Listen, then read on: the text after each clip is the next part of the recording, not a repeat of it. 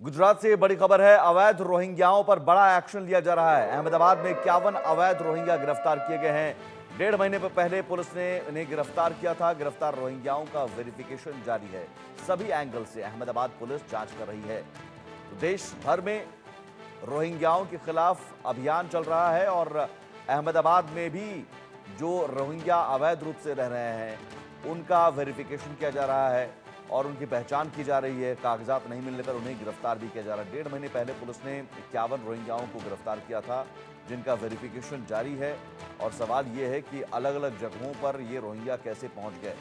जयेश सोनी हमारे साथ जुड़े हुए हैं। जयेश, इन 51 रोहिंग्याओं के बारे में क्या कोई पता चल पाया है? क्या इनका वेरिफिकेशन हो पाया है? और सवाल ये है कि ये अवैध रूप से यहाँ गुजरात अहमदाबाद तक कैसे पहुंच गए?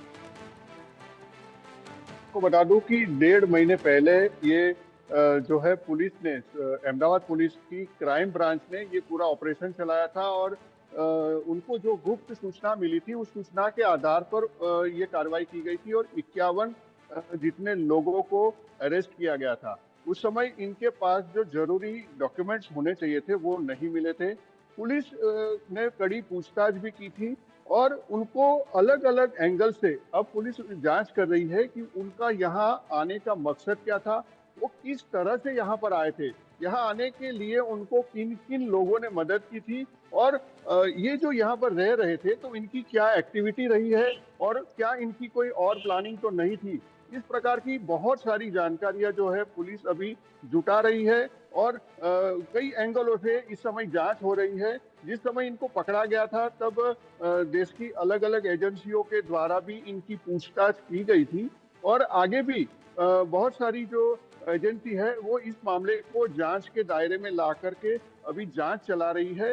हो सकता है कि इनमें से कुछ लोगों के बारे में कोई बड़ा खुलासा भी आने वाले दिनों में सामने आ सकता है।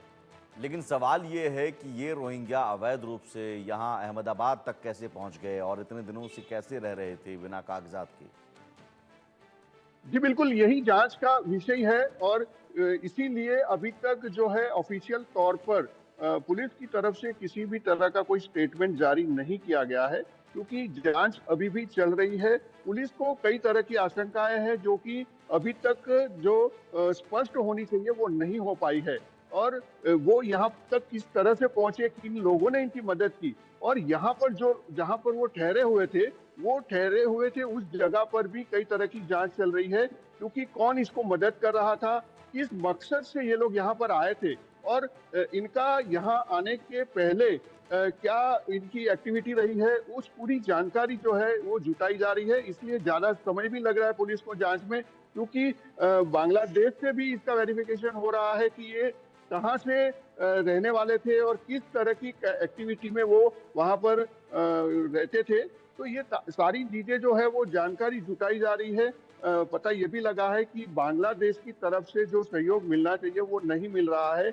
इन लोगों की जो जानकारी वहाँ की सरकार से जो मांगी गई है वो अभी तक यहाँ पर नहीं मुहैया कराई गई है।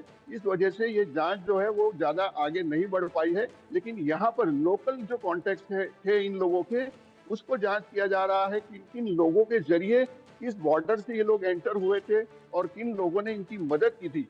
ये सारी चीजों की वेरिफिकेशन अभी भी चल रही है। कौन से इलाका है अहमदाबाद का, जयेश, जहां पर ये अवैध रूप से रह रहे थे और कितनी संख्या में अभी और हो सकते हैं? जी देखिए, ये अलग अलग इलाके हैं जो मुस्लिम बाहुल इलाके जो थे अहमदाबाद के, वहां पर ये लोग रह रहे थे। लोकल जो सपोर्ट था उनको यहाँ।